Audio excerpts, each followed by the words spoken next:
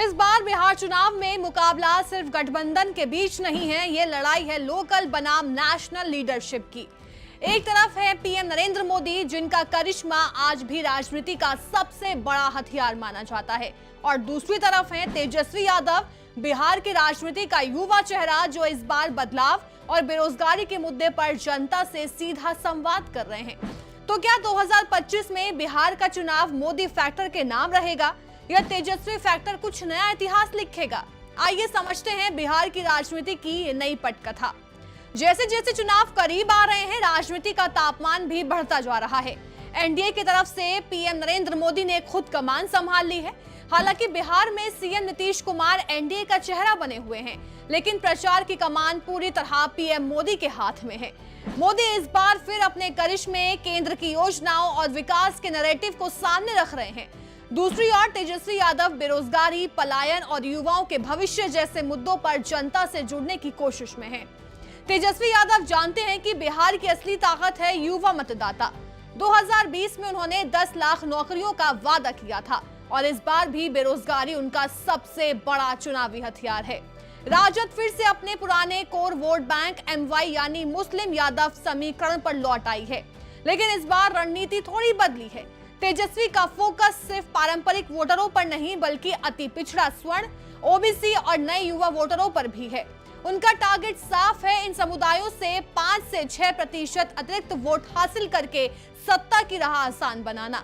साथ ही तेजस्वी इस बार स्थानीय बनाम बाहरी का मुद्दा भी उठाने की कोशिश कर रहे हैं। वो खुद को बिहार की मिट्टी से जुड़ा असली नेता बताने की कोशिश में है, जो राज्य की असल जरूरतों को समझता है। दूसरी ओर एनडीए ने भी अपनी रणनीति तय कर ली है। भले ही राज्य स्तर पर कोई नया चेहरा सामने ना हो, लेकिन बीजेपी को भरोसा है मोदी का करिश्मा ही सबसे बड़ा ब्रांड है। बीजेपी और उसके सहयोगी इस चुनाव को विकास और स्थिरता के मुद्दे पर ले जाना चाहते हैं। सड़क परियोजनाएं, हवाई अड्डे, रेल प्रोजेक्ट, गंगा पर बने पुल, बिजली और एम्स जैसी योजनाएं, इन सब का पूरा ब्यौरा अब जनता तक पहुंचाया जा रहा है।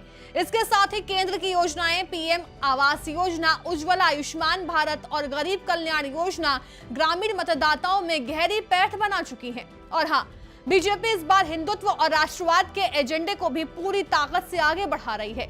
ऑपरेशन सिंदूर जैसी रणनीतियां भी चुनावी मैदान में नया नैरेटिव बना रही हैं।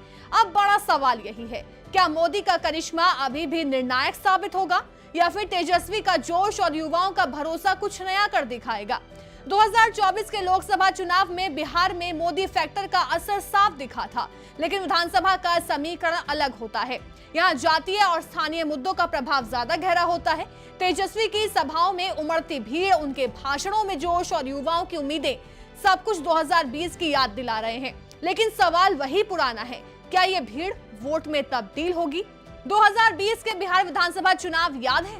वो मुकाबला भी दिलचस्प था। एनडीए बनाम महागठबंधन। 243 सीटों में से एनडीए को मिली थी 125 सीटें, बीजेपी को 74 सीटों के साथ दूसरे नंबर पर थी, जबकि जेडीयू को 43 सीटें मिली थी। वीआईपी को मिली थी 4 सीटें। दूसरी तरफ महागठबंधन ने शानदार प्रदर्शन किया।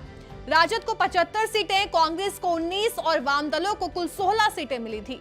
राजद सबसे बड़ी पार्टी बनी, लेकिन सरकार नहीं बना पाई। नीतीश कुमार ने एक बार फिर सत्ता में वापसी की बीजेपी के सहयोग से। 5 साल बाद तस्वीर फिर लगभग वैसी ही दिखाई दे रही है, लेकिन दाव कहीं ज्यादा बड़ा है। एक तरफ है नरेंद्र मोदी, जिनकी लोकप्रियता अब भी बिहार की गलियों तक गूंजती है, और दूसरी तरफ है तेजस्वी यादव, जो बेरोजगारी और बदलाव के एजेंडे पर चुनावी माहौल बना रहे हैं। इस बार का बिहार चुनाव सिर्फ सत्ता की लड़ाई नहीं, ये जनता की उम्मीद बनाम करिश्मे की राजनीति का सबसे बड़ा इम्तिहान है। कौन जीतेगा, मोदी का जादू या तेजस्वी का जोश? इसका फैसला बिहार की जनता ही करेगी, और जवाब मिलेगा चुनाव रिजल्ट्स के दिन।